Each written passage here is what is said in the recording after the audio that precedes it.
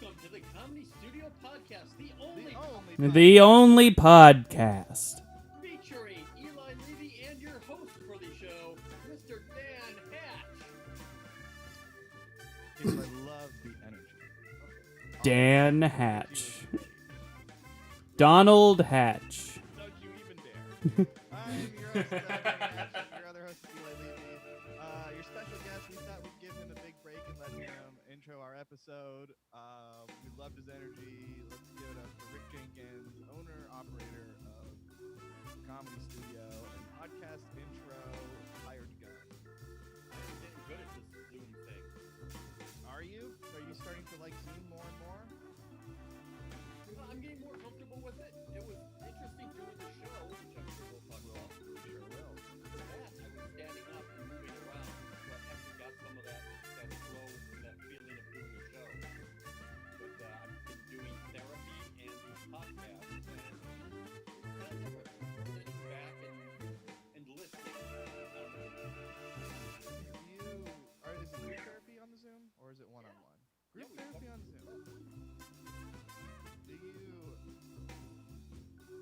Has anyone had to be muted or kicked out of a Zoom room for therapy? I don't know. You probably can't talk about that. Sure.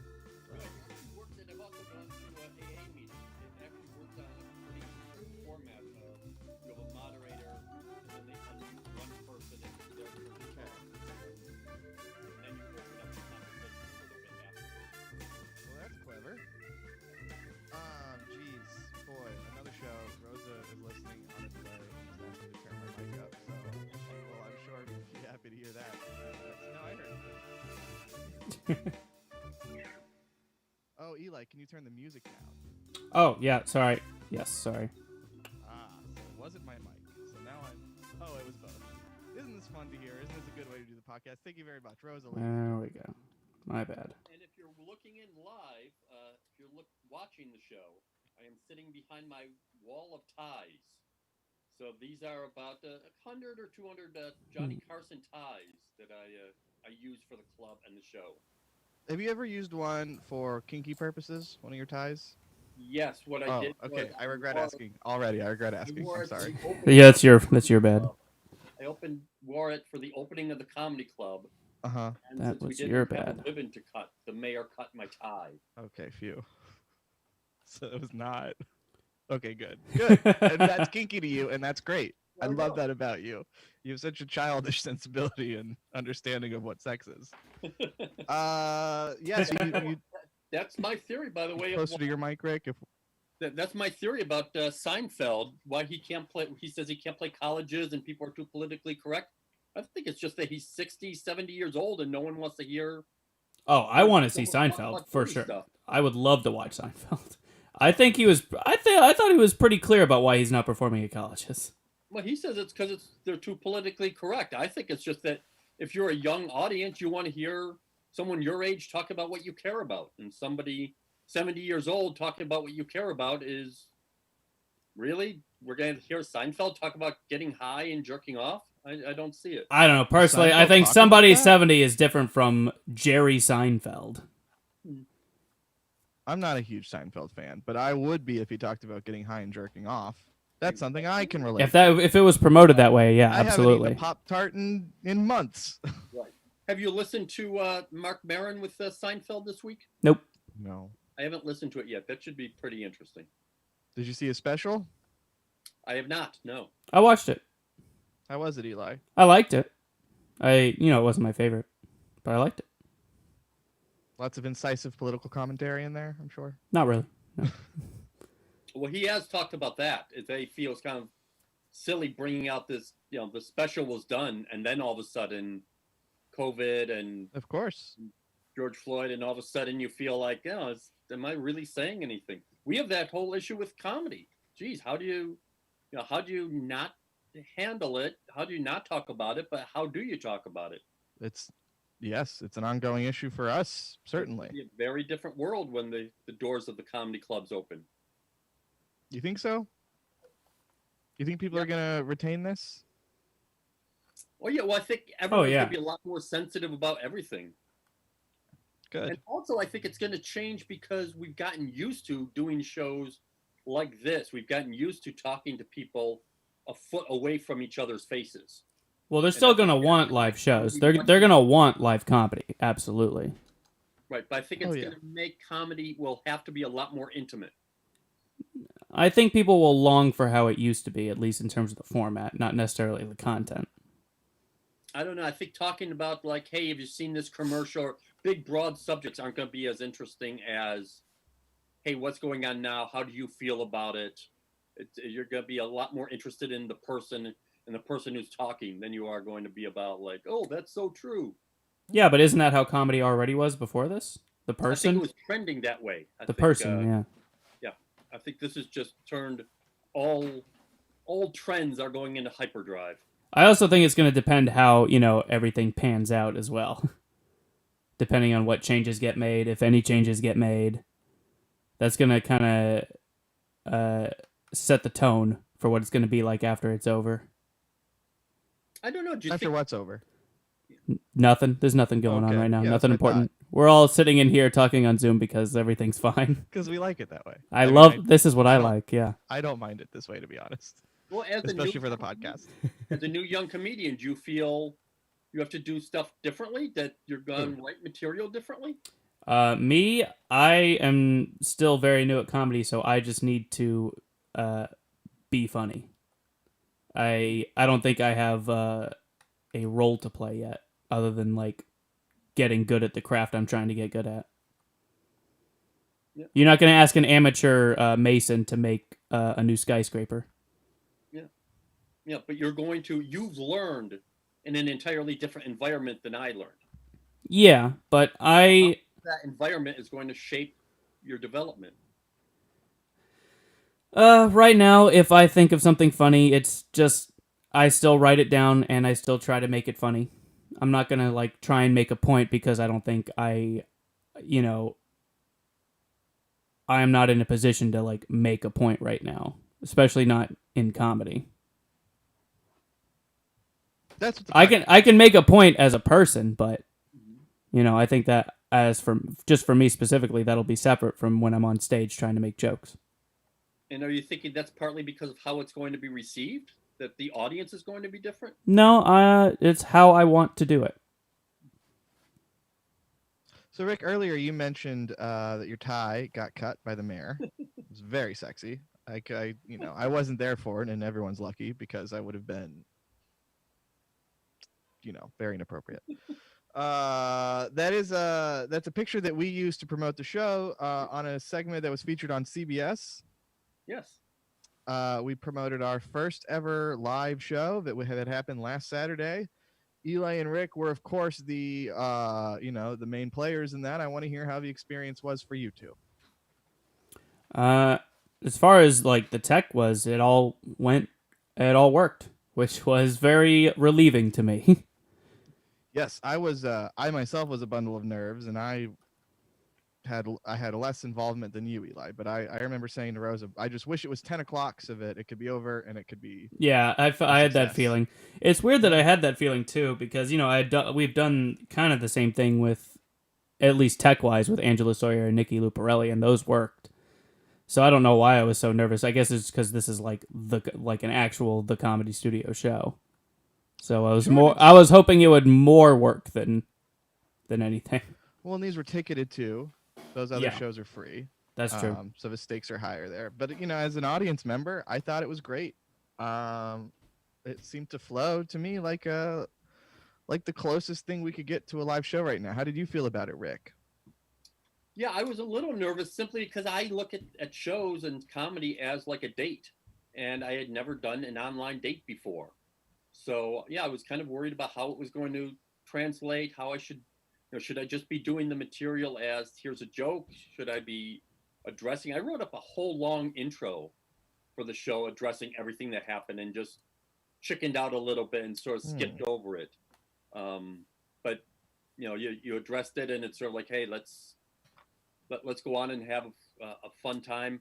I thought it was great how many comics actually did material, how there was crosstalk between people, that it really did feel like you had a bunch of people together and we were all communicating and connecting. And that's That's to me. That's what the comedy club, at least my comedy club, is for people to communicate and connect. When you say your intro talked about it, meaning what? Oh, talk specifically about the George Floyd incident and the Murder. Black Lives Matter, because we were also doing it as partly as a fundraiser. Mm-hmm. I wonder how many people were there because of that. But Yeah, I don't know. half the I money, definitely think it helped. half the money went to a bail fund. So yeah, not knowing exactly what type of audience we had was a little nerve-wracking, and also not being able to get a feel for the audience. Mm-hmm. Generally, when you're on stage, you've got a sense of, are they talky, are they chat? It is a dialogue. You're talking with someone, and in this case, you weren't able to get any of that feedback. Well, we were able to a little bit. You were able to see everybody on the Zoom call. It's definitely not the same as the stage, but Yes, you, but you didn't get they- it. You weren't able to like see anybody. Right, but we saw what, six of the 130 people. 19. So we had 20 people in the Zoom room, but most of them had their cameras off. That is So true. it's hard to, Yeah. gauge that way. When only what, 5 or 6 are going to be on my bar, right? Right, that's true. I mean, there are different ways you can customize it, but yes. Yeah. No, that sounds challenging. We're gonna do it again. Do you feel confident that, for the time being, you could do comedy this way? Yeah, I feel much more comfortable. Being able to see myself actually was a bonus, and being able to put some notes up on the monitor. That was also a nice thing, that I could look at it and say, oh, I missed that joke. It was much more like I really do a show.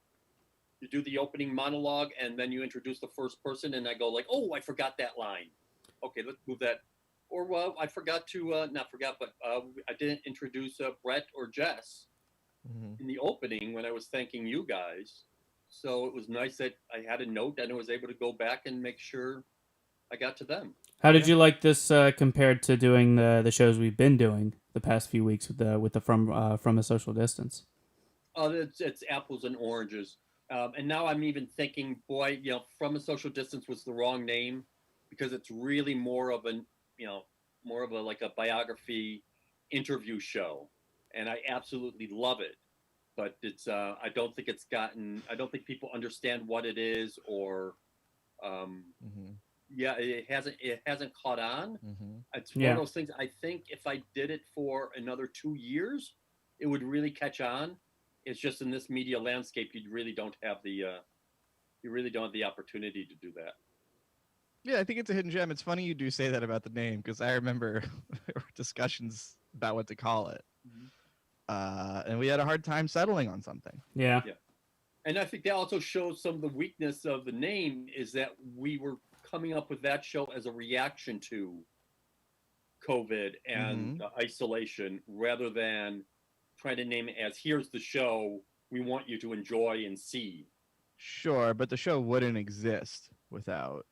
Yeah. I mean, that's kind of a hard elephant in the room to avoid. Yeah, but that's not what the show's about. So if you had to name the show now, what would you name it?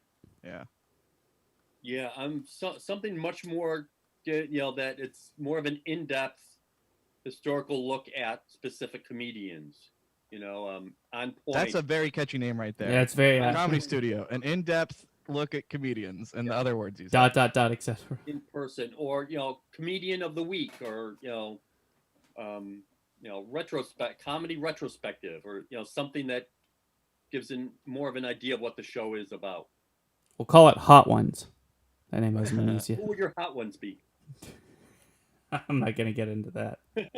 Hot Ones, the show where they eat the chicken? Yeah, the chicken. I like I like habanero. But what does Rick mean? Who would my hot ones be meaning what? There's some talk on one of the Facebook pages right now that because there was a list of hot male comedians, somebody said, hey, how come we don't have a list of hot female comedians? We could come up with another list of reasons why we shouldn't have that list. Right, and the list, and I pointed out that the list of hot male comedians was started as a reaction to the fact that female comics were tired of male comics just talking about their looks and their appearances and not about their comedy. So what you're telling me is that you commented on the BoCom Facebook page. I'm sorry? Does that mean you commented on the BOCOM Facebook yeah. page? The Yeah. a den of desolation and grime and Miscreants. a horrible place for humanity to be. The Really BOCOM is. comedy page. Every Boston community, there's one group that is nice, but every other one that just keeps springing up. You cut one of their heads off, and another two more bad ones spring up in their place. Oh, the BOCOM comedy page. What a wonderful place to be. Yes, we can't get bogged down in that because it would be too much fun. What, Rick? That's the nature of the internet, isn't it? That's the nature of that page for sure. We should do away with the internet for 1 year, but keep Zoom. But everything else goes away, and just see like how we do. Zoom, no Google. No Google, just Zoom. Only Zoom. No one to look anything up. So how would we find out about police brutality? Or we would just go, hey, we need a year without that. Look out the window and tell me what you see. Do you see anything? No, everything's fine then. Well, this is the benefit of discussing things. You have poked a lot of really impressive holes in my logic, Rick. And fine, we can't abolish the internet for a year.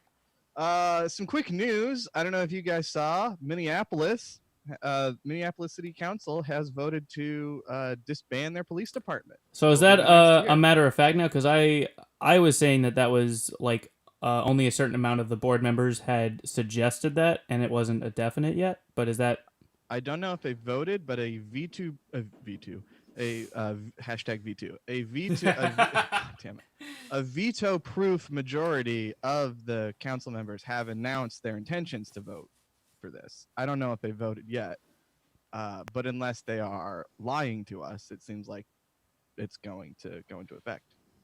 I think this is good. You look at Camden, New Jersey. They did a similar thing in 2012, and their homicides dropped.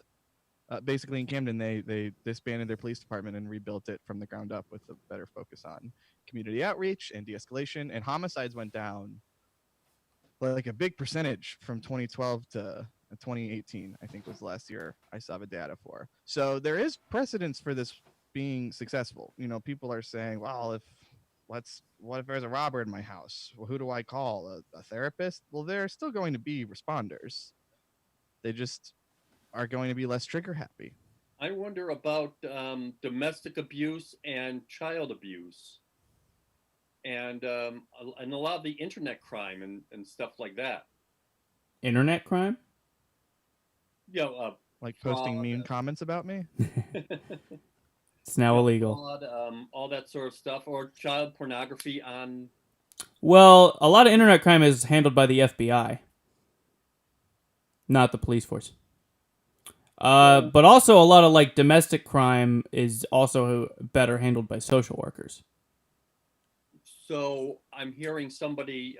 It sounds like the woman next door to my apartment is her husband's drunk again, and I'm hearing them fighting. Oh, by the way, is this an example, or is this a report, or is this an example? I'm saying as an example. Yeah. Okay, So, just making sure that you're not saying that your Yeah, next you door would neighbor is still being. Call You the would. police or 911, and they Yeah. ideally would send like a de-escalation expert or someone who's like trained to handle these situations without coming in guns blazing. Yeah, I would say that no matter what, you should definitely still do something. It's just going to be different of what you'll do. and you don't know whether or not he's armed. I wouldn't say you, Rick Jenkins, go in there and fuck that guy up. No, that's what I'm saying. Who? Yeah, but they're not going to send in like a bunch of like completely untrained dummies. I mean, there's still going to be a reasoned response to whatever situation. It's not like they're going to replace the. It's not like we're going to get a bunch of like kumbaya hippies in there. It's just. They're not going to send me and Danny thoughtful for sure. They're not going to call, hey, Eli, we got another case for you. Can you hop in there? No, there are still going to be I already told you professionals. I'm out of the game, Sarge. There's still going to be professionals to handle the situation, but it'll be about de-escalation. Are they going to be armed? Are they going to have the right to be able to detain people? I mean, I don't know.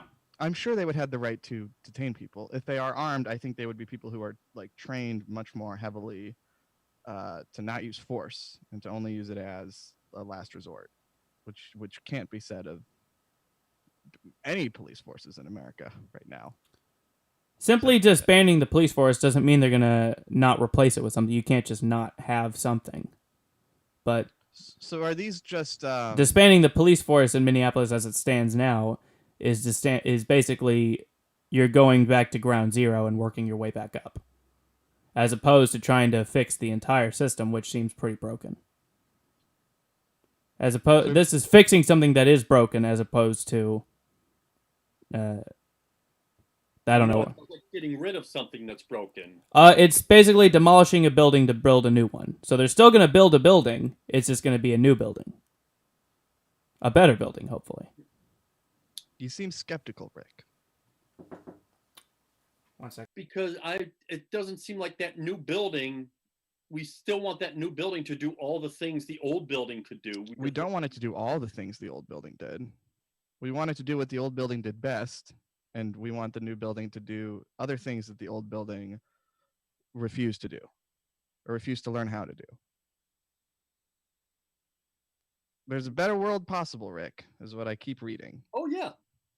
We just have to believe in it.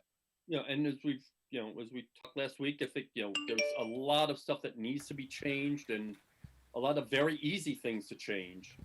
But it doesn't seem like it's really been thought through, because there's a lot of times where it's like, hey, we need something. If someone is being beaten, you don't want to say, hey, quick, call a social worker. Maybe you do. If that person showing up has a gun and the ability to arrest you, how do we stop that from just becoming... That's a good question, but... Another force with the same thing. I mean, that is a good question. However, I don't think what we currently have as a police force is also the right answer. Right, it seems like this is a question they in Minneapolis will be considering. I think it is definitely people's jobs to ask these questions and also to answer these questions. So I don't think they're just sitting in there not discussing these questions. Hey, my bike is stolen. Not going to call a social worker. No, but that's, Rick, this is not a fair argument you're proposing. I don't know if, I think that was some bad faith argument. Not having something to replace it with, I think, is a reason to... But I think they will have something to replace it with. Yes, they will. Okay. So we're just assuming they're going to come up with a really great plan that we just haven't thought of yet. Well, yeah. Yeah, because we haven't devoted the time or care to. I mean, everyone just accepts the Minneapolis City Council is the they there. Yeah, so we're just trusted that that politicians will come up with a... Welcome to your government.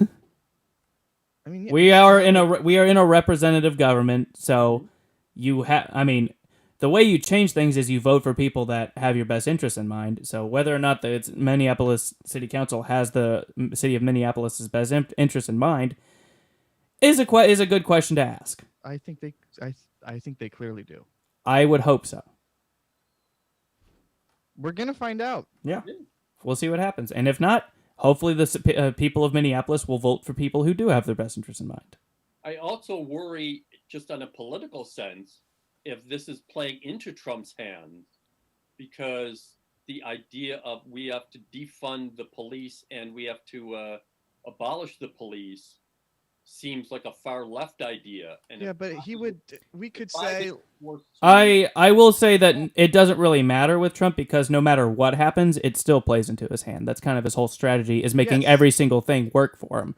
Exactly. So whether we defund the police or more fund the police, that'll both play into his hand. So it does. I wouldn't even consider that as a factor. The Democrats could say new policy that we're all adopting as Democrats. Everyone has to give a police officer one blowjob every day because we love them so much. And Trump would still turn that into these radical leftists, blah, blah. Like, it doesn't They love the police too much. For greatness, as Pete Buttigieg said. And I know that, he kind of disappointed some people. But he had a good point to say Trump is going to be a fucker anyway. Why not try to strive for greatness knowing that he's going to call us far left radicals no matter what we try? Because the huge number of people who are just voting and aren't left, right, or have a strong feeling on this hear something like we're going to abolish the police, and they imagine rioting, looting in the streets, and their property being damaged and all that sort of stuff. And you're losing votes. I understand you're making the progressive argument of, hey, we have to go this far because that's what's right and that's what we need to do, and people will understand that. I think if it comes down to an election, strong progressive values and policies will alienate a chunk of people who aren't there yet. I mean, tell me all the people that haven't been alienated by Trump already. It's just, change is scary, for sure. However, sometimes, and pretty much all the time, change is both necessary and inevitable. People have also spent the last 2 weeks watching a lot of police brutality on their TV. So your feeling is that there might be an appetite now, is my feeling. People vote for Trump no matter what. There are people who are going to vote against Trump no matter what. Yeah. And all the people in between have now been swayed to vote against Trump because of what they've seen. Maybe, and hopefully, but they're going to be voting solely on, I want that guy. But it's also, Trump isn't running in your local governor's election. Most of this sort of change will actually come from state governments. So you should be focusing on your state representatives.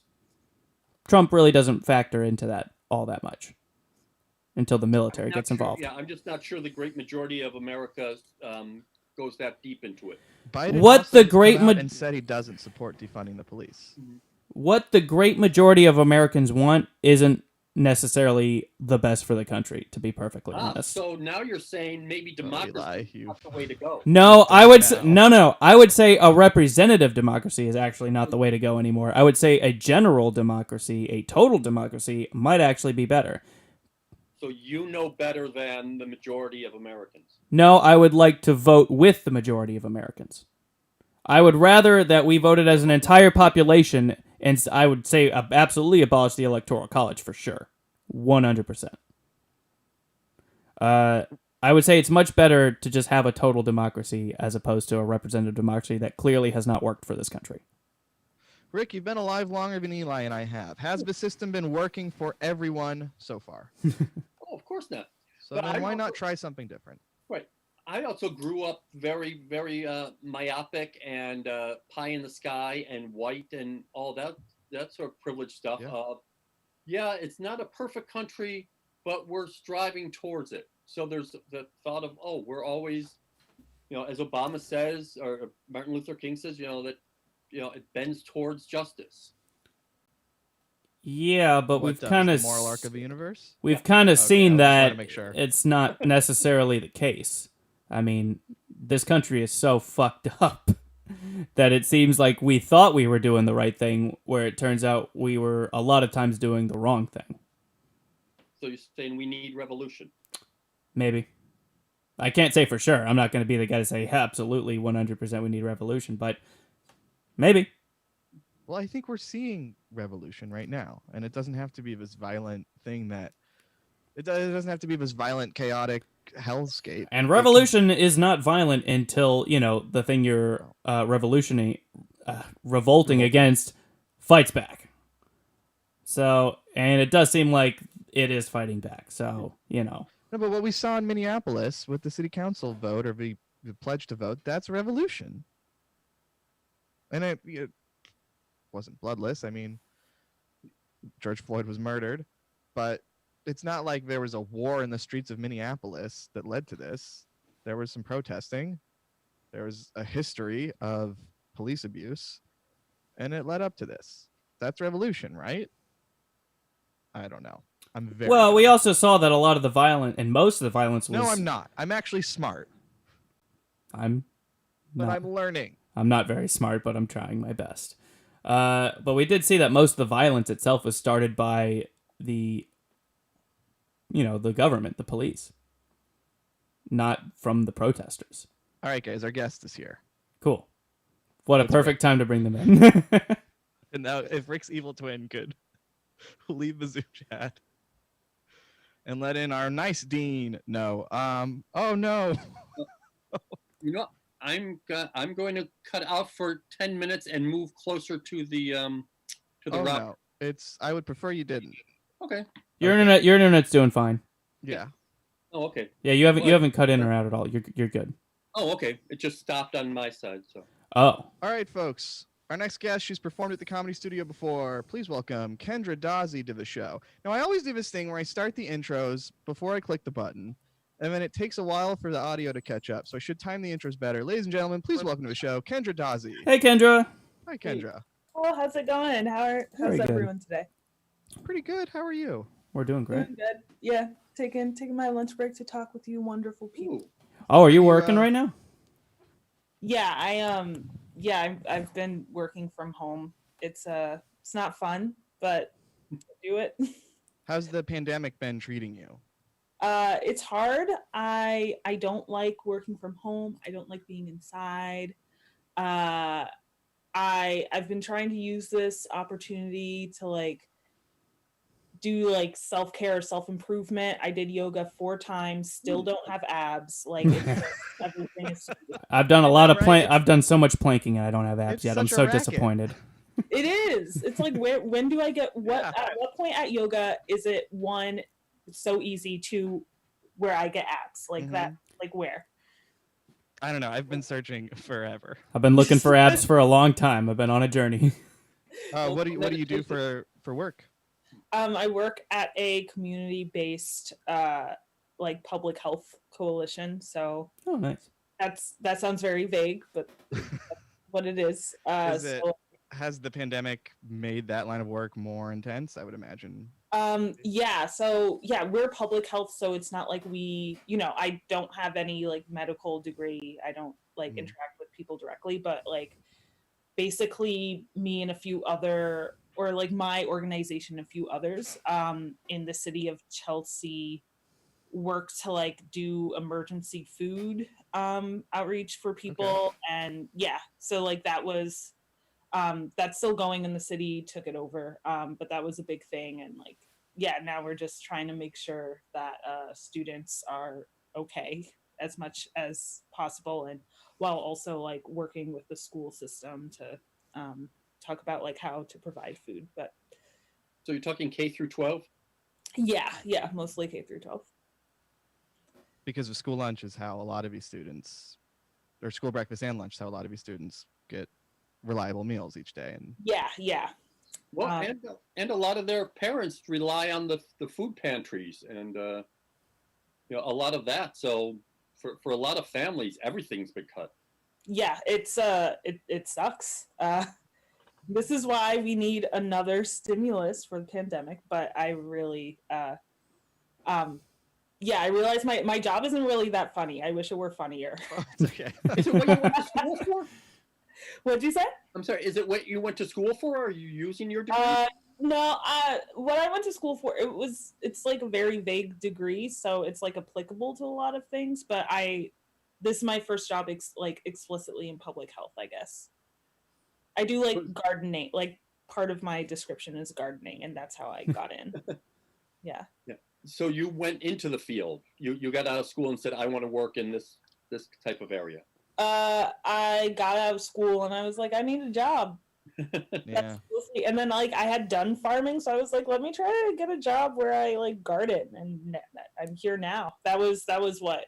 Oh my god, that was like 5 years ago, and now I'm in this position. So So is this your first job outside of college? No. No, I like worked a lot in college, and then this might be like my 3rd or 4th. I don't remember anymore. My first job out of college was valet downtown. Yeah, why don't you remind us about how that went, Eli? I got fired. I don't know if you've ever told that story on the podcast. I got fired for backing a Dodge minivan, because you have to, with the valet, you can't like drive in, you have to back it in so you can drive it out. And I backed the Dodge minivan into concrete. It was the parking lot of the parking lot above government center. Yeah, now I'm here on this podcast, so it all worked out. Kendra, have you been doing any Zoom comedy shows during quarantine? Yeah, I've done a few. I have actually I have one at through the Comedy Studio coming up tomorrow. Angela. Oh, nice. Yeah. Oh yeah, I'll see you on tomorrow. Yeah. So I have that one. I've done a few here and there and like some open mics. I had an interview one yesterday on like on Instagram Live. Yeah, I'm used to standing up when I do stand-up comedy, but now I get to like sit in my pajamas. It's wild. It's nice. Seen you on a few. I've seen you on a few. You've been really, really good. I've really Thank enjoyed you. it. Thank you. I appreciate that. Yeah, I'm trying my best. I'm trying to like writing has been weird because everyone's going through somewhat similar conditions. We're all at home, bored in the house, and we're in the house bored. It's like how do I write like fresh new material? TikTok. Yeah, or should I just get a TikTok? I don't know. You should. Yeah. I used to. I'm still on the fence about TikTok, but it could be a lot of fun. There's some fun stuff on there. So far, Andrew, you really you're fairly new to stand up at all, right? You've only been doing it a year or so. I've been doing it like 3 years, but so like, is it different? How different is it? Right now? Yeah, doing it online as opposed to getting on stage. Yeah, it's really different. I'm saving so much gas. That's one thing I've noticed. It's just like a different vibe. I don't know. I'm used to more audience participation or being able to feel how people in the audience are acting or like how they're responding, and it's hard to do that on a Zoom call.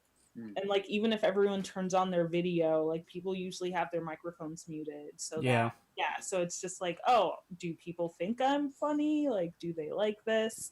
And then you can't you can't really do like, I mean, you could do crowd work, but it's like, hey, like third square on the left. I don't know. Nice shirt. Turn your camera on so I can make fun of you. Hey, you on your couch. I'm talking to you. Yeah, you. When your stuff is you do a lot of personal stuff. I've noticed in both sets. Is it easier to do it to a screen rather than looking people in the face and say, oh, this is what happened in my last breakup? Yeah. Well, I don't have shame, but I then what are you doing in comedy? I don't know. Yeah, I guess like just like being on a computer makes you think that like, oh, this will be on the internet and someone will be able to access this forever. Whereas like in a bar, like, I mean, someone might be recording, but it feels more ephemeral, I guess. Especially when they have dollar whiskey shots, you're like, no one's going to remember this night. Yeah, there's also that. Like, I mean, people could be drinking during these Zoom shows, but there's not someone like giving them alcohol. It's no one handing out drinks. I've just been trying my best, and a lot of my material is just about me because that's my favorite topic. So I guess that's one thing that shouldn't change from the Zoom calls, but I don't know. Are you writing more, or are you sort of working out material you'd written pre-pandemic? I'm working on stuff I'd written pre-pandemic. I haven't really been writing. I think I wrote like my first good joke like last week. Oh, congrats. But I don't know. I haven't been in a headspace to write, even though I know we all have more time. I've just been like, watch cartoons. I think that was one of the weirdest things that Rob Crean said to me when he was on the podcast a while ago. He said that even though it's never been easier to go to an open mic now with all the virtual open mics, he said there's way less people going to the virtual open mics. Yeah, I get that. Part of the good thing about an open mic is like being around other people and being able to like talk to them in person and catch up, and then like that's removed, and like you could still work on your jokes, but it's just so different from how stand-up has worked for most of the art form's time. It's also difficult to pull someone aside and say, hey, I got an idea for that joke, or hey, I went to that school too, or can everyone else leave the Zoom room? I need to talk to Kendra for a second. Or like you could go into the chat, like private message chat, like, hey, this is the tag. I don't know. Yeah. So what led you into comedy 3 years ago? I did like sketch comedy in college, and I wanted to keep doing some sort of comedy. All comedians just we all like attention. Most people like attention. Comedians? But yeah, comedians especially. And what's a better way to get attention than like shouting at strangers in a bar on a Tuesday night. Like that's From an elevated position too. yeah, exactly. Most times. That's one way to get attention. But yeah, I've always admired a lot of comedy, or like I've always been interested in comedy, and I was like, oh, I want to be able to try it. So what happened was I got fired from a job, and I was like, oh, I might as well just like start doing comedy. That's the origin story to so many people starting comedy, as I got fired. Yes, yeah. It's like I got fired. It's like, okay, low point in my life. Let me just do comedy now. Like I've been wanting to for a while. Yeah. So. Well, that's impressive, because when I hit low points in my life, I tend to just shrink back and like cocoon myself from the world and not put myself out there. So Yeah. kudos on the both of you, because it sounds like Eli, was somewhat your experience as well. Oh, We're getting out there. I'm interested. Were you thinking of it as a job of like, oh, I lost that job. Let me try stand-up comedy. That might be a new job. Or was it just now I've got time to try? It was more of like now I have time. I mean, I knew that stand-up, like me doing stand-up, would not, and still has not, result in any like net like in terms of money. I didn't go to my first open mic and I was like, wow, yeah, let me like devote all of my time to making money through like I knew. It's not like yoga. You went to your first open mic with business cards. Yeah. Wait, what'd you say, Eli? Yeah, you go to your first open mic with business cards already. Yeah, like I didn't do that. I knew I wouldn't make money, but I think I was thinking more of like, oh, now I have, because I was trying so hard at that job that I got fired from. For what reason, I don't know. But it was more of like, oh, now I have more brain space to like do something that I've wanted to do for a while. Let me actually just do it and see what happens. Yeah, I'll say that about getting fired. It's definitely one of the most freeing feelings I've ever had. Whether like I felt good about getting fired or bad about getting fired, you still have that feeling of, wow, like I have time now to do other stuff. Yeah. Is that how you felt after you backed the Dodge minivan? Well, the whole story is that, so the reason I got fired is that when it happened, when you have to take a car when you have to park a car, you have to take a picture of every single side of it to show like what it looked like before and after. So if there are any dings on it, they can show that, oh, this was there before we parked it. What happened is my manager on that shift was supposed to park the car, but he had me take the pictures. He parked the car, but I was the one who took the pictures, and the pictures I took were from bad angles, so you couldn't tell where the dings were. So he... Oh, actually, no, I parked the car, but... okay, I was gonna say... Sorry, I parked... I'm sorry, I know, I got it wrong. What the reason I got that wrong is that for some reason, he got blamed for it. Okay. He got blamed for the car. The manager. Yeah, so he was going to lose his job. So I spent like the whole afternoon like debilitating whether or not I should like come clean or not. And not even joking, every single one of my coworkers told me to not say anything so I could keep my job. So and then you said something. Yeah, I told my other manager, Rudy, who's a cool guy. I told him what happened, and he was like, "Shit." How did cool guy Rudy react? He was like, "Damn." Is basically what he said. So we had to call the guy who hired me, and like I got suspended for like 2 weeks, and then at the end of the 2 weeks, they called me and said I couldn't come back. Are you serious? They didn't just... But I did. Well, here's the thing. You along like that. Yeah, but I did ask him if they gave my manager his job back, and they did. So I was happy about that. Oh, okay. Oh, Yeah. that's kind of a sad story. Yeah, that's helpless. So I didn't feel so bad about it, and then I got a job at Eli when I brought it up in a mocking manner. I'm sorry. You behaved very, very nobly there. That is the only good thing I've ever done in my life. So, and then after that, I worked at Blanchard's Liquors, so it didn't work out. Did you get what's it like working at a liquor store in Massachusetts? What's it, Massachusetts? I'll tell you, the worst thing was as the second week on my job at Blanchard's, the guy who fired me came in. and I had to talk to him. Not nice guy Rudy. No, not nice guy Rudy. The guy a long time ago who fired me from that valet job because he lived around the corner. So that was awkward. Now you're not a doctor, so you're able to tell us what his drink of choice is. There's no confidentiality laws at liquor stores. What is he? We were in the tequila aisle when we were talking. Tequila man. Yeah. Okay. All right. So he gets. Tequila could make people mean sometimes. I wonder what he's like on tequila. He wasn't mean. He just called me and he's like, "Hey, we have to let you go. It wasn't like a mean call or anything. It's just Okay. I think it was just protocol. I did not like that job, to be perfectly honest. It was very boring and sad. Because like I would have to take my lunch break in like the basement of the hotel we were valeting. It was like right next to TD Garden. Did you ever do the 222 open mic, Kendra? 222 On Rogue No, Street? I don't think I did. I think that might have ended before I moved here. But you know the place I'm talking about? Yeah. Yeah. The hotel I valeted was like on that same street near TD Garden. So Okay. so you'd have to like go into the basement to like eat a sad sandwich for my lunch break. I'm sorry. Yeah. That's so sad. So I was happy to not have that job anymore. Yeah. No, is it true with valet? There's no like parking lot or anything you're taking it to, right? You're just There is a parking lot. looking for a space. No. So we had to deal with the that big giant concrete parking garage above Government Center. We had the 4th floor of that. So there was like a section specifically for our company. So we would always just take it into Government Center. We had parking passes. It was cool. One time my roommate, my friend who got me the job, his family was coming to visit from Los Angeles, and he was like cool with them, so they let him take one of the parking passes so his family could park in Government Center without any problem.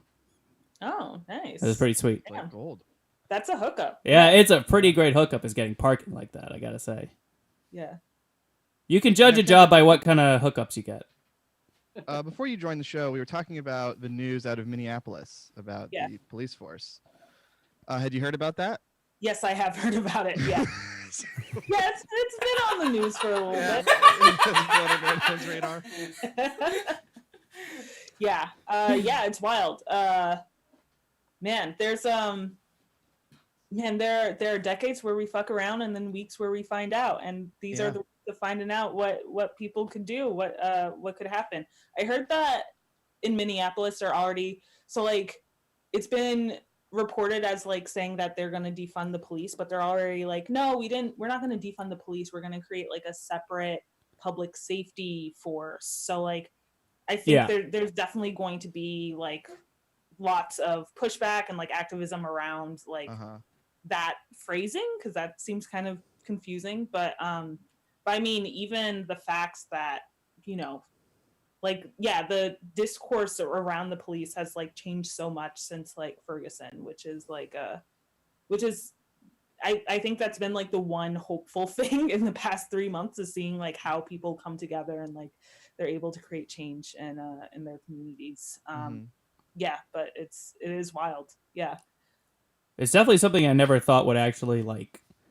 I guess it's hard to say never thought it would happen, but it's weird seeing that they're actually voting to do it. Yeah.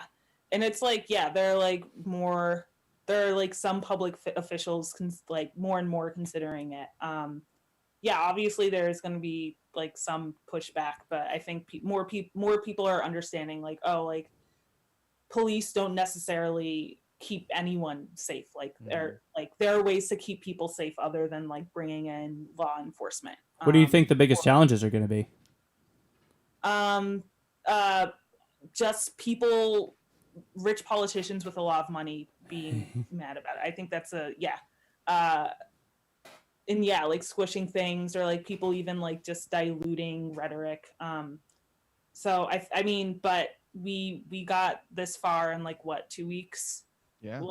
Which is beyond. So I mean, you just have to kind of keep fighting and like keep going for it. That, and then also like Trump really hating Antifa all of a sudden, like as some sort of like just picking a bad guy. Like there's been like 3 cases of white supremacists coming in to like protest and like purposely messing stuff up, but like Antifa is the problem. The people like passing out water bottles is a problem. Well, they are terrorists, Kendra. The white supremacists are very fine people. Can we start calling the white supremacists Antifa and seeing if that changes anything? Hey, well, they're just FA or pro-FA. They're profile. There was a place, Klamath Falls, Oregon, which I actually played back when I was a road comic. And you just go into a bar and play, one of those small town sort of things. And rumor got around that 2 busloads of Antifa people were coming up. And the whole town turned out with guns and and everything to fight these people, and it was like like a classic sitcom sort of thing where Yeah. it ended up being like 50 town residents saying, we're Black Lives Matter, and the entire town like lining the streets with guns, waiting for So creepy. waiting Yeah. to fight off these imaginary foes. Oh, I thought it was gonna be like a school like trip just came into town or something. They just had guns ready for 'em. And this is in Oregon, Rick? Yeah, it's happened in Oregon, at a few places around the country. Jeez. Yeah. Apparently, people start spreading rumor that Antifa is coming here, and their plan is to fuck things up. Sounds like you're talking about a relative, Aunt Tifa. Auntie Thinking that Auntie too. Faye. Yeah. Yeah, I know about Auntie Faye. She makes Yeah. great, She's coming to great milkshakes. She always gets a good conversation. I'm going to Aunt Tifa's Yeah. house for dinner tonight. Have you been out to any of the protests in Boston? Yeah, I went to one. Yeah, How was it? It was pretty good. Yeah, it's just freaking weird to see military Humvees. It's Oh yeah. Yeah. I saw the National Guard at the one at Franklin Park. Yeah, there's just a lot of stuff like that. The one I went to, it was like all peaceful, and I don't think there were any, or like I was trying to keep in contact with people to check to see if there were like any arrests or anything, and I don't think there were. But yeah, it's like really, it's just so bizarre to like be walking down the street and you see military Humvees, and then there's like a helicopter circling you, and it's like for it's for like a overwhelmingly peaceful protests nationally. They're bringing in all of this like military stuff, so it's wild. It is Yeah. strange because like when I was leaving the Franklin Park, I saw like them lining up with all the riot gear, and like they're way bigger than nightsticks is what they had, like poles basically. Yeah, and it's like it's scary. And they started bringing the paddy wagons in too. They're the big the big trucks. the buses to like send people to jail. I also passed by those, and they were like running. And Yeah, they started coming through the crowd, not like driving through, but like people were letting them through. But like it's like 3 of them came by. I was like, is anything happening at the end of the line? I haven't heard anything going on. I don't know why these guys are here. And they're city buses, right? That they've repurposed? No, these are like the big police vans, the armored ones that look like bank trucks Okay. that have. So the city had said that they wouldn't allow their buses to be used for transporting. They did say that, yeah. Oh Okay, yeah, that's good. they said the MBTA was like, no, we're not going to help like transport police, but I think like the police have their own fleet of buses for sending people to jail or something. I don't know. Sure. Yeah, it's a lot. Like it's exhausting living through a historically unprecedented event. Like I feel like once a protest happened, I was like, could like COVID just take a pause for a little bit? Yeah. Could we move COVID to July? So that, Yeah. like, could we reschedule one of these things? And then there's a recession. It's like this is a lot. I wonder if they're connected. I really think the fact that everyone had to stay in, the fact that you all of a sudden you couldn't ignore it. It couldn't be like, hey, did you see that thing on the news? Oh yeah, I gotta check that. I still have to pick up my laundry, and I have to be at work at this time. And oh yeah, there's stuff happening in the world, but I'm too busy with my life. There was none of that. You had to sit with your feelings on it. Yeah, definitely. And I think the fact it's like also the basic fact that more people have time to like plan a lot of protests and be at a lot of protests, because like we have like 20% unemployment. That's also a huge factor. Like the average work week really it makes it hard to participate in any sort of like organizing, whether it's for protest or like mutual aid funds and stuff. So yeah, it's a unique confluence of a lot of different factors that went into this.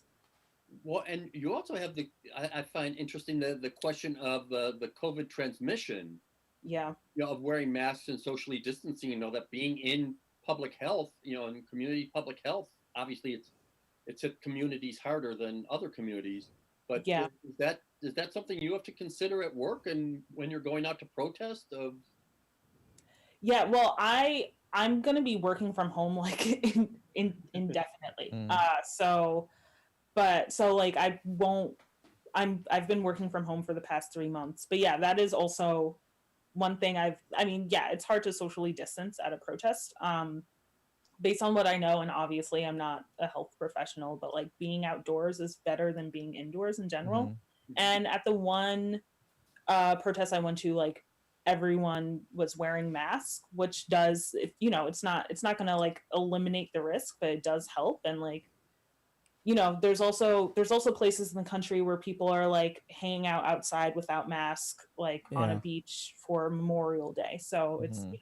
there's a there's a lot of different there's a lot of different ways to get COVID. And yeah, there's some people being more safe than others, you know, like, and there was also the anti-lockdown protest like a month or Mhm. Yeah. months ago where people were like congregating in large groups outside to get a haircut. Yep. And No so I masks. feel like this Their is unalienable right to get a haircut. I feel like this is a little bit more important. And then and Mhm. now those same people could get the haircuts and they're still mad because they're like being asked to wear a mask. Yeah, and these protests are much safer than those because there are people actually out there handing out masks. They have Yeah. I mean, there are less Purell. assault rifles in the Black Lives Matter protest. Yeah, Just that alone should be enough to say it's safer. I'm sorry. More mask, less assault Yeah. rifles. More water. There's like so many people just handing out water and snacks to make sure people are okay. yeah. We Rosa and I picked up 2 boxes of masks from Walgreens a couple weeks ago, so some of Rosa's friends could hand them out at a protest. And someone took a picture of them, posted it. I think it was a Globe reporter. And just reading the comments on Twitter under this picture were really disheartening. A lot of people were like, "This is What were fake. people saying? This is fake.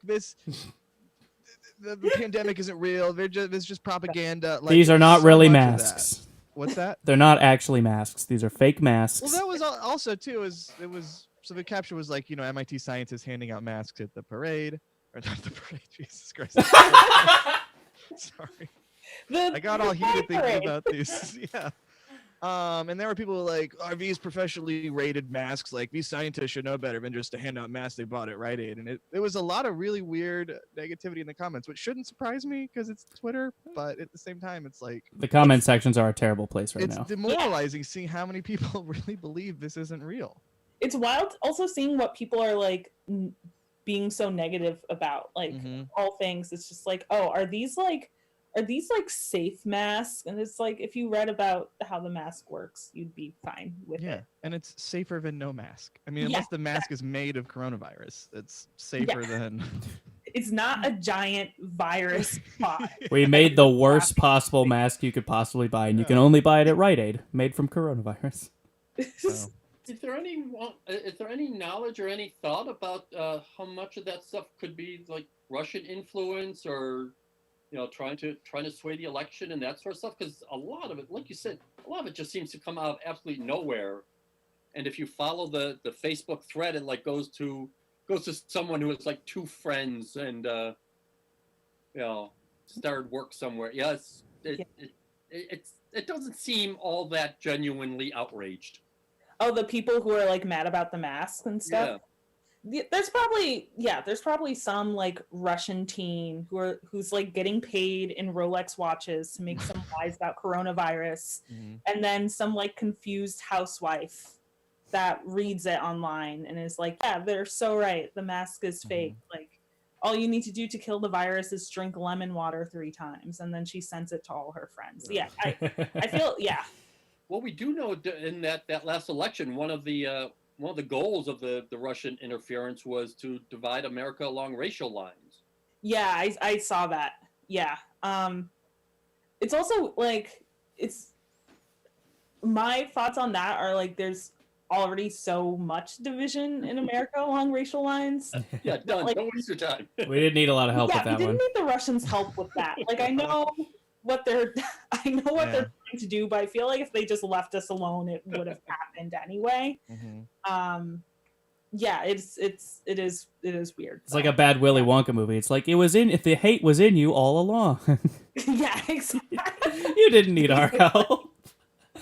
Yeah, it's like there's already dumb people here who like believe any conspiracy theory. There was a guy who bought a desk from me, and he saw I was wearing a mask because I recently moved, so I was trying to sell a lot of furniture. I was like wearing a mask to make sure it was safe and like would try to bring the furniture out. He saw the mask and was like, "Why are you wearing that mask?" And I was like, ugh, just purchase this desk and leave me alone. And then he talked to me about like how like Trump and the Pope are part of like satanic reptilian thing, like That's a new one. conspiracy. What is he using that desk That's a for? new one for me. I have not heard that Trump and the Pope are Yeah, it's in alignment. yeah. And then I was just like, I was so mad. I just let him like talk because we were in my small like apartment building. I just let him talk, and then was like, okay, here's a desk. Bye. Yeah. Also, you're wearing the mask for his benefit too. Yeah, I mean, yeah. it's for your benefit as well, but you're also trying to protect other people in the world. Yeah, I tried to say that to him, and he was like, well, actually, you know, like what we're doing is we're spreading fear, and we need a society based on love, and like we gotta base it on love. And there's this book that you should read. He was with his wife, and his wife seemed so embarrassed. Oh, really? Yeah. Well, She gave me like an extra $5, I think, just to, well. this poor cat. Hang on. I'm sorry. I think my cat is tearing paper somewhere. Oh man. Bring the Sorry about cat. that. Let's see the cat. All right. Let me see. What does the cat think about all this? What does the cat think about Black Lives Matter? Is it a black cat? I think it's spotted, so half black, half white. Okay, so it has a little bit. Yeah. As a feminist, do you have any feeling of that sort of being ignored as we move into? That's something that's. She wasn't feeling talkative. Sorry. Oh, that's okay. Rick, as a feminist, what do I sorry. have feelings on what being ignored?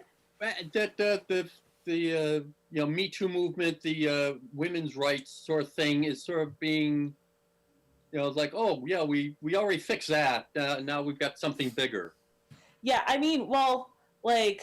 It doesn't seem like civil rights are coming together as one big thing. Yeah. I think like, the Me Too movement, there's a lot that you could say on the Me Too movement. And like, I think one thing that I've been seeing a lot and that I agree with is that like, it is very important to talk about instances of, sexual harassment.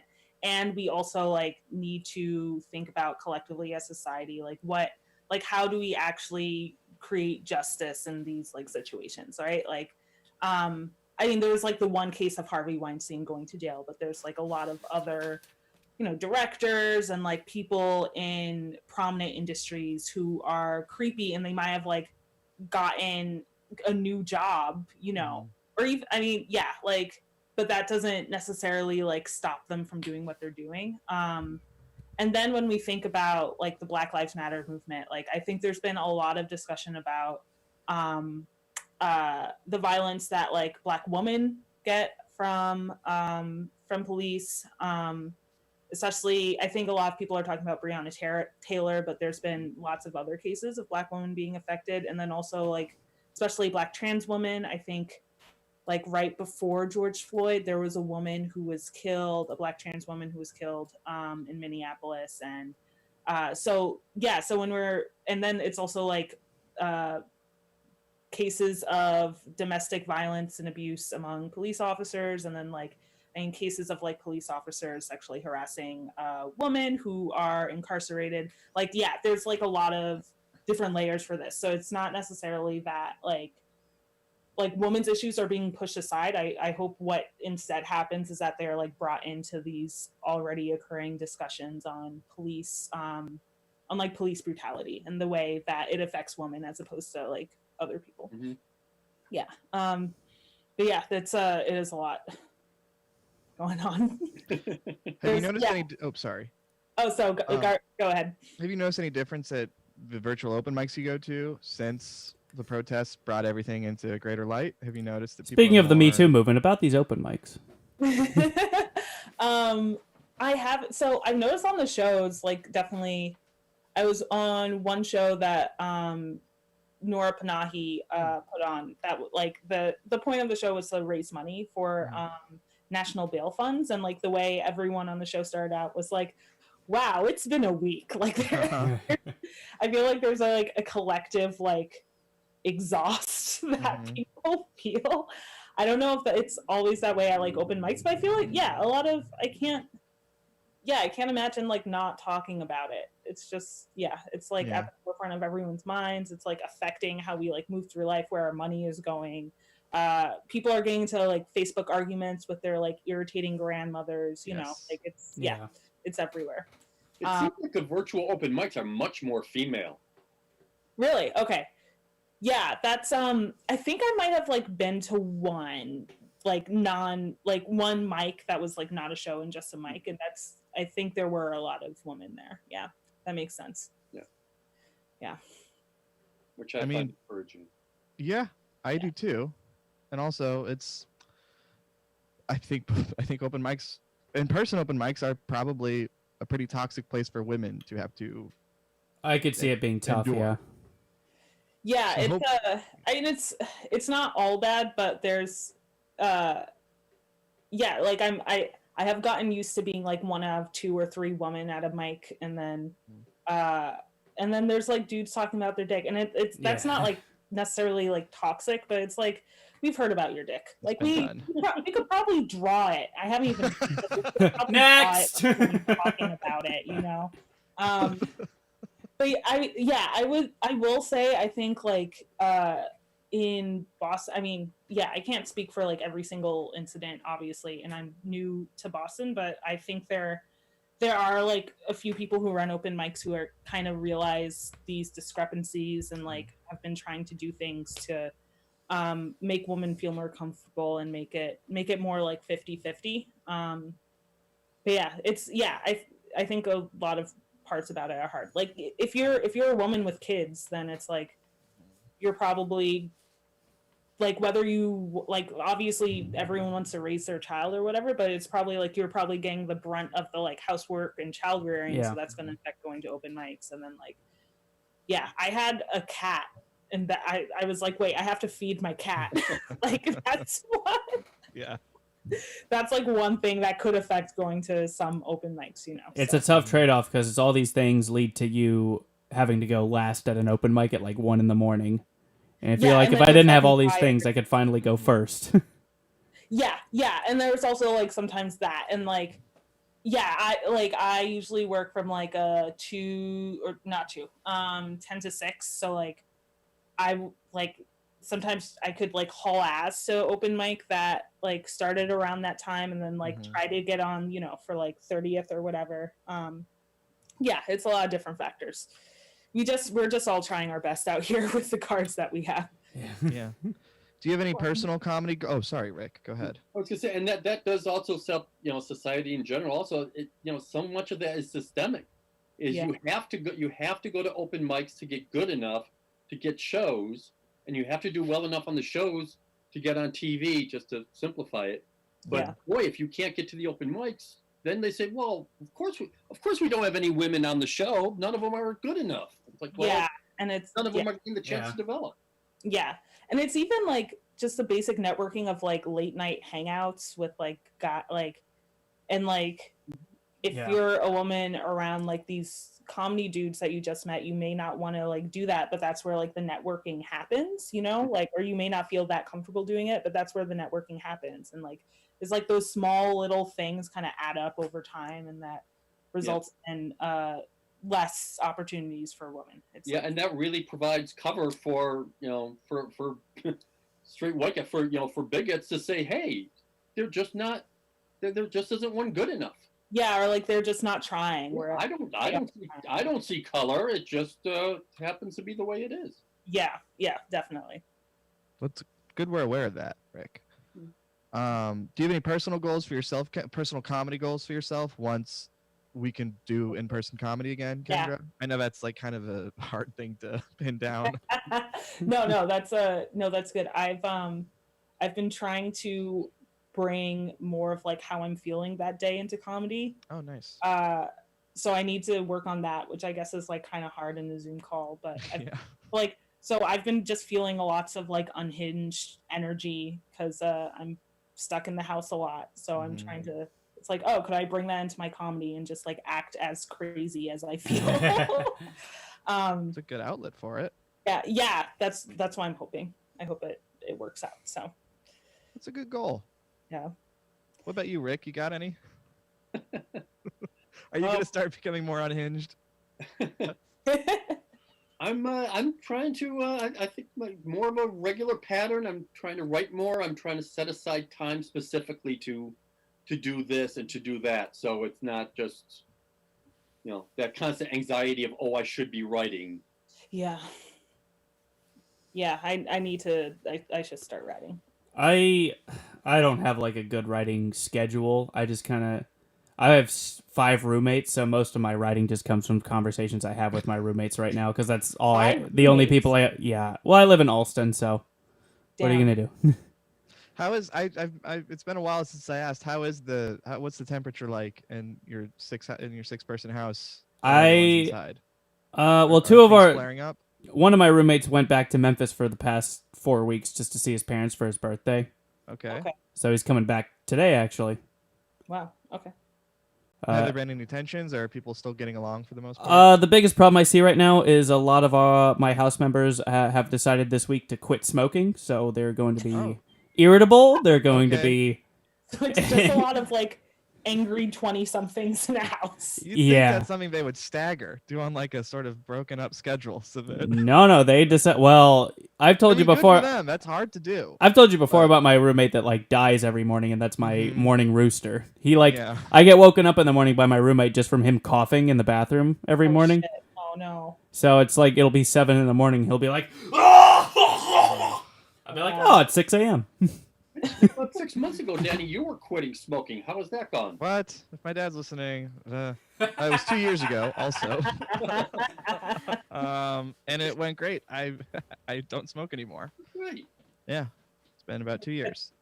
But it was irritating, certainly. And I had the luxury of living just with my partner. I didn't have to put up with a bunch of broy roommates. So I don't know how my stressors would have reacted to that. We're not broy, we're gamers, so we're worse. Yeah, I mean, just we're worse, way worse. Yeah, it's even more testosterone. Yeah, oh yeah. True. Yeah, boy, that's a difference with others. Yeah. He might replace all those cigarettes with Mountain Dew, so we'll see what happens.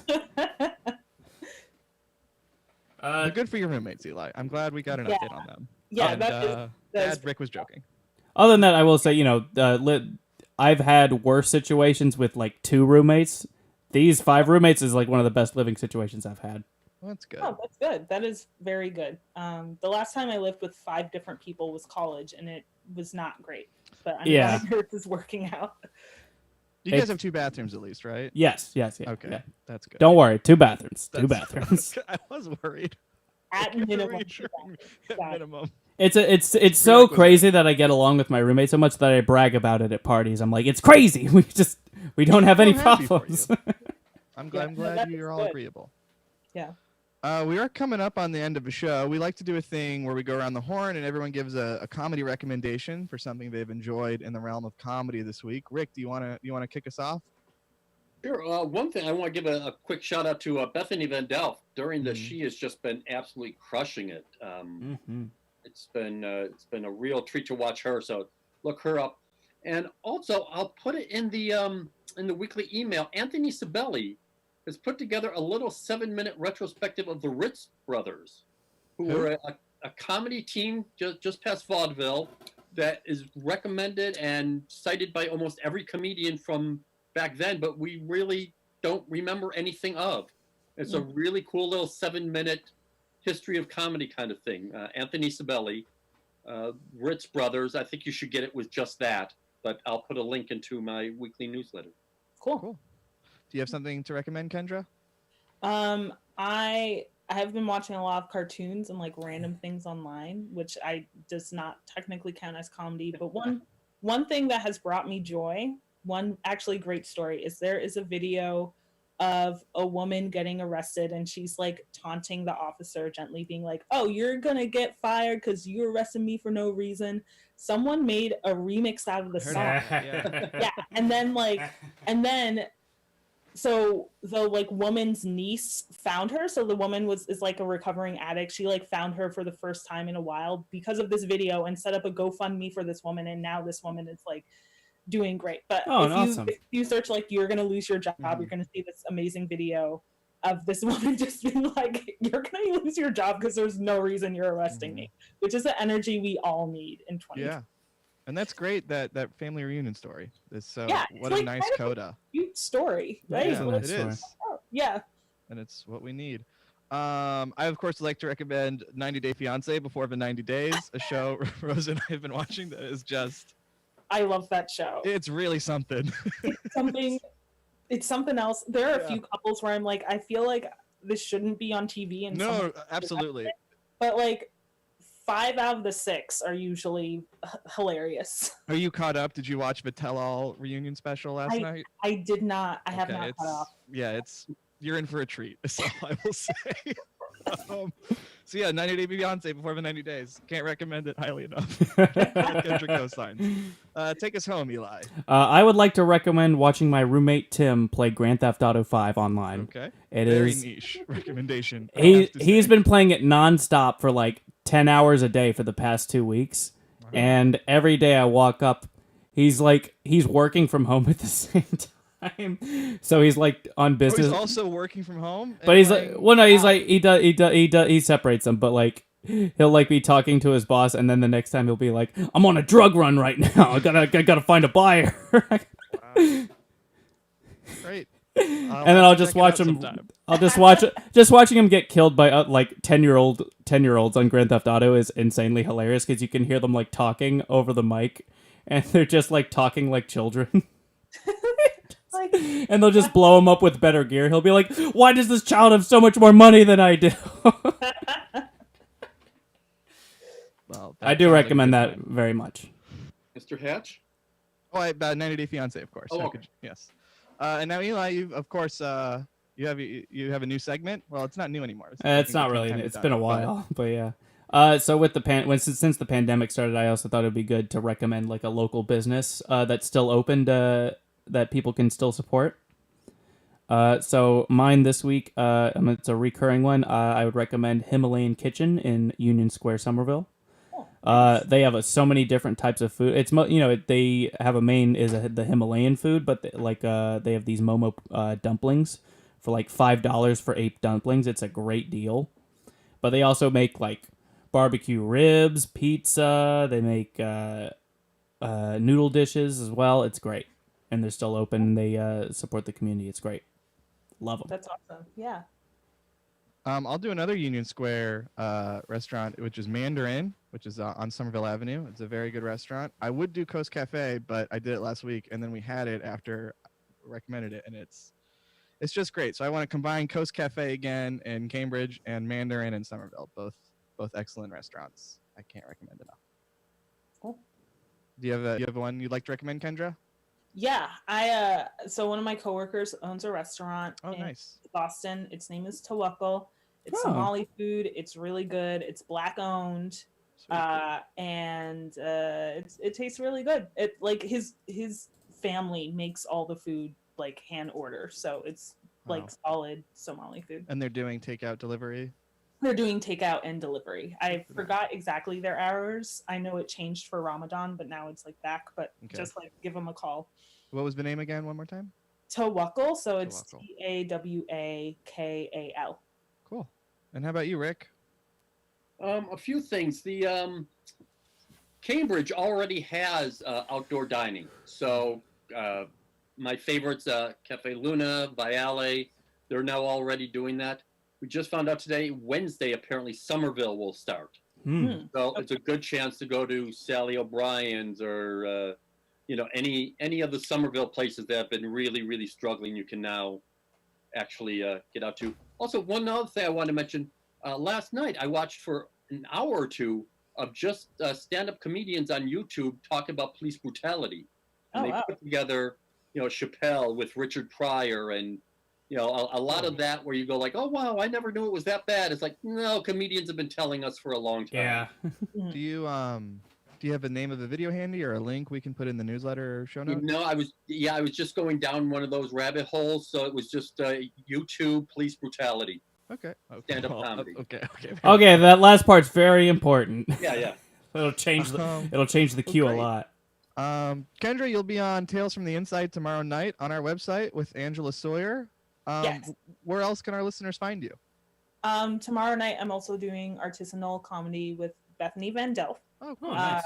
And next week, or actually, just go on my Instagram. I'm gonna post a picture of all my shows soon. So my Cool. Instagram is unamused black girl.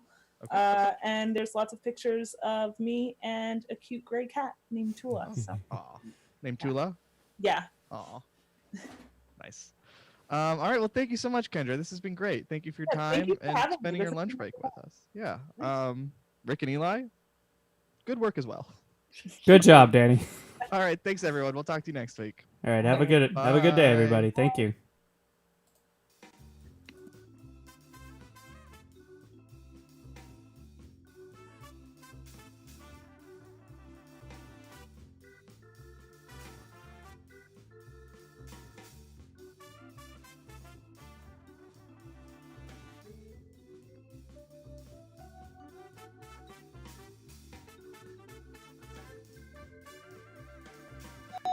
Ooh, pizza's here.